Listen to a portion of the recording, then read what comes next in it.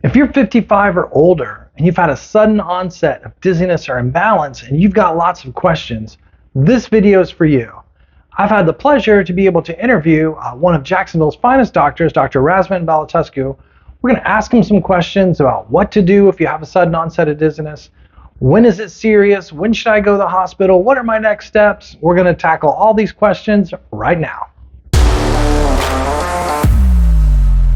Hey everyone, welcome back to the channel. I'm Mauro with Physio Tips with Mauro, and today I'm very pleased to have a special guest on our channel, Dr. Razvan Balotescu.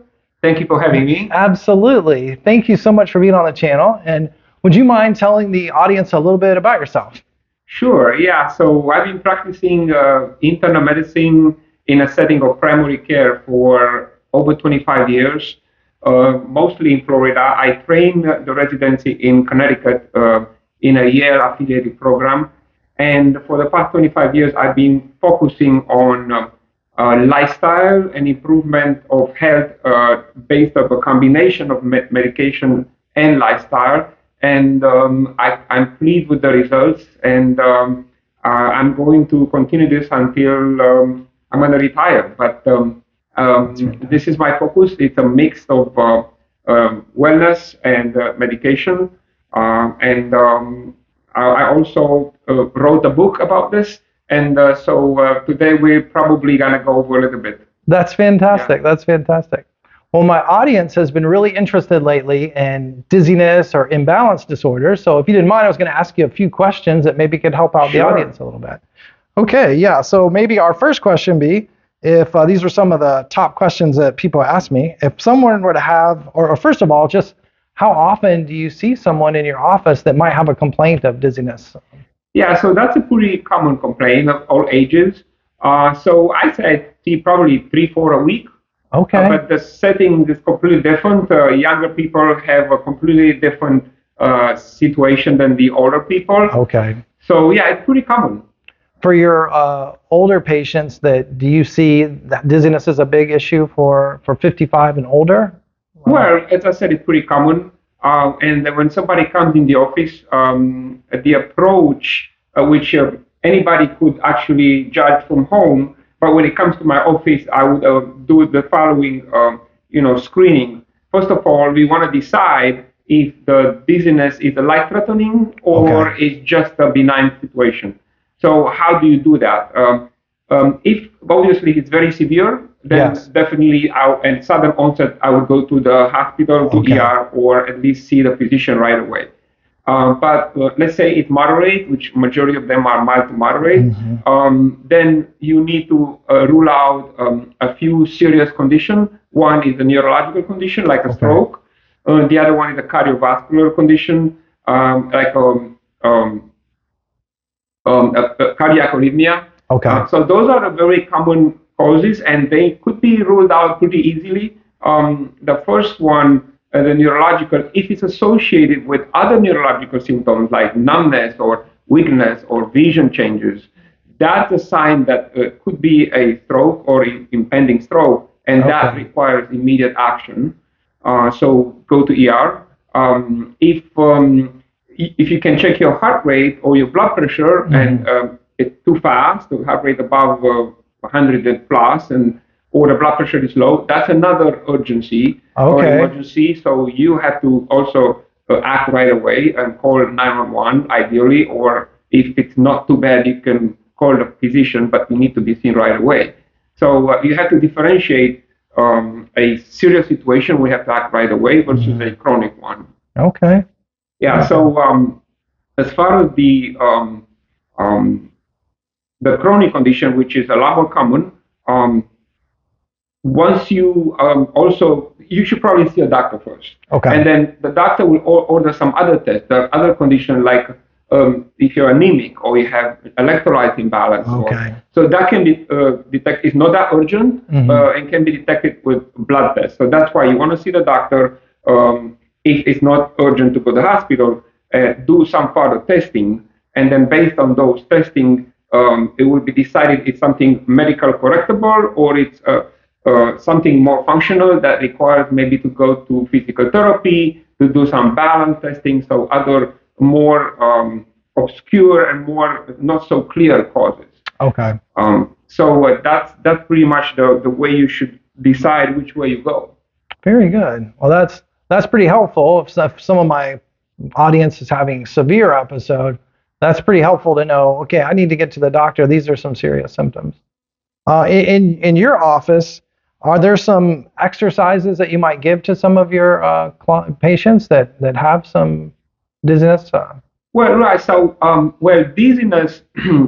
Obviously, if the dizziness is caused by vertigo, which is a particular cause of dizziness, which is related to usually an inner ear problem. Mm-hmm. After you rule out a neurological condition that can also give you vertigo, once the doctor decides, this is a inner ear, it's called a benign position of vertigo. Mm-hmm. There are modified Epley exercises that can be done, and you could by yourself do it. There are videos on YouTube that you can watch and do it correctly, and that can resolve the position of vertigo pretty quick in 3-4 days. Yeah.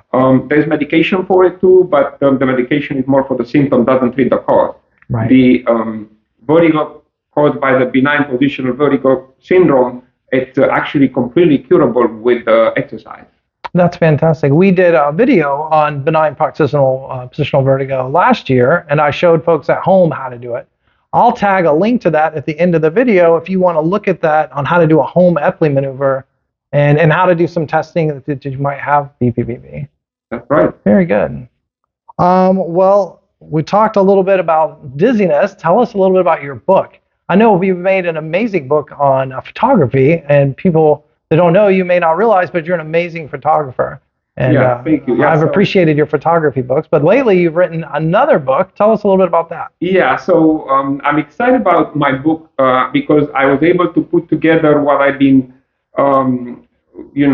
dealing with for 25 years of practice.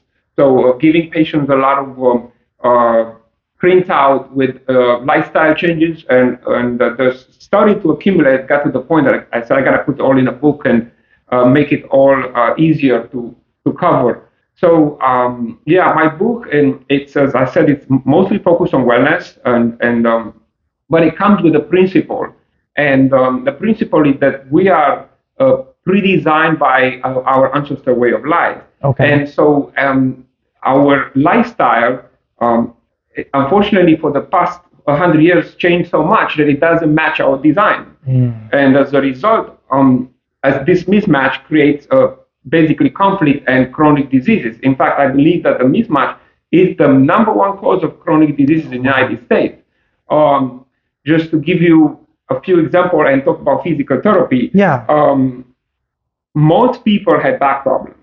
I'm going to talk about 80% of patients, my patients over 30 years old, I found abnormal X-rays and MRIs, even incidentally. So multiple disc disease, not necessarily history of trauma, right. And being so common, I question why everybody has that. And from the perspective of design, our spine and our body is not designed to sit in this kind of chairs. Yeah. So the chair we sit makes us crouch. And that means that our spine would be in an angle, and for many thousands of hours we sit, in a month, we put pressure on the disc, and the discs are all pushed in the back. Okay. So our spine is designed, first of all, we never really sit too long. Our ancestors were very active, were sitting briefly. So sitting too long is not good. That's why it's good to alternate in sitting and standing. And the new standing desks are awesome. Because you can alternate and don't release the pressure on the spine. Second, we should not use support. We should sit basically at least alternating or even in a regular chair without any support, vertical, like we're carrying a bucket of water on top of the head. Yeah. And this way, your muscle and your spine has to contribute to your posture. When you put all the weight on the backrest and we're in a wrong position, we actually weaken our core. Okay, so that's the idea of changing the position to reduce the pressure on the disc, and second is to increase the core and the muscle. And that matches the way we always done our design. So that's just an example of, I have many examples that of mismatches we're doing wrong today, and we used to do it naturally, and now because of the comfort and technology, we changed that. Wow. So the title of your book, Breaking Your Bubble, where can we find this book? Yeah, so this is being published now 4 months, and Amazon. I have also an Audible version, and there is an Kindle version, or you can buy a physical copy on Amazon. And now I have it also on Ingram Spark, which is an international publisher.